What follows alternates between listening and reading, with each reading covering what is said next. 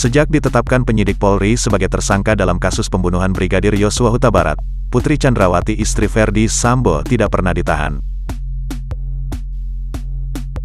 Namun mulai pekan depan, ada kemungkinan Putri Chandrawati masuk ke sel tahanan, seiring para tersangka yang dinyatakan telah lengkap.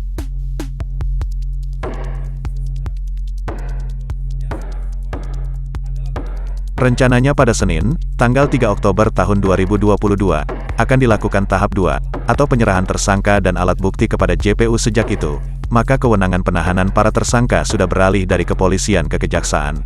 Menghadapi tahap 2, kuasa hukum Putri Chandrawati akan membuat upaya agar perempuan yang jadi tersangka kasus dugaan pembunuhan berencana itu tidak ditahan. Ada 4 orang tim kuasa hukum Ferdy Sambo dan Putri Chandrawati, yakni Sarmauli Simangunsong, Arman Hanis, Rasamala Aritonang, dan Febri Diansyah. 2 nama terakhir bergabung baru-baru ini.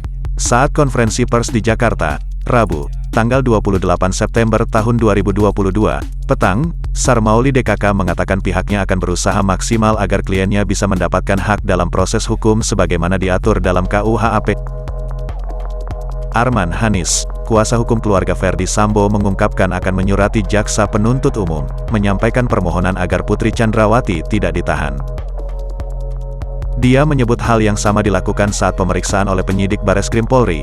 Mereka menyampaikan surat permohonan. Alasan yang akan disampaikan dalam permohonan itu adalah terkait pertimbangan kemanusiaan. Dijelaskan Arman Hanis, soal pengajuan surat permohonan agar tidak ditahan itu sudah diatur di dalam KUHP, dan pengajuan merupakan hak dari tersangka maupun terdakwa. Namun soal nanti ditahan atau tidak, pihaknya menghormati apa yang jadi keputusan jaksa. Selaku kuasa hukum, pihaknya akan berupaya seperti saat kasusnya masih di kepolisian, agar Putri Chandrawati tidak ditahan. Kuasa hukum keluarga Ferdy Sambo kini diisi oleh wajah baru, yakni Rasamala Aritonang dan Febri Diansyah, yang bergabung bersama Arman Hanis dan Sarmauli Simangunsong. Keempat pengacara Ferdy Sambo dan Putri Chandrawati tersebut menggelar konferensi pers di Jakarta, Rabu, tanggal 28 September tahun 2022, sore, setelah kasus Ferdy Sambo DKK dinyatakan jaksa telah lengkap atau P21. Pada konferensi pers itu, Febri Diansyah menyiratkan bahwa perbuatan pembunuhan yang melibatkan Ferdy Sambo dilakukan dalam situasi emosional.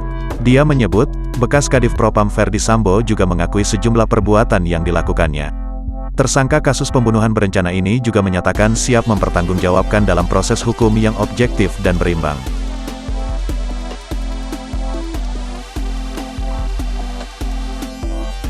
Ditambahkannya, pihaknya akan mendampingi kliennya secara objektif.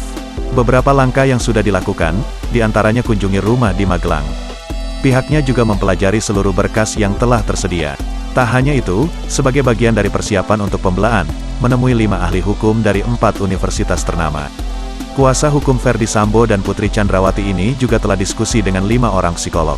Sementara itu, Rasamala Aritonang mengatakan, semua pihak mengawasi proses ini.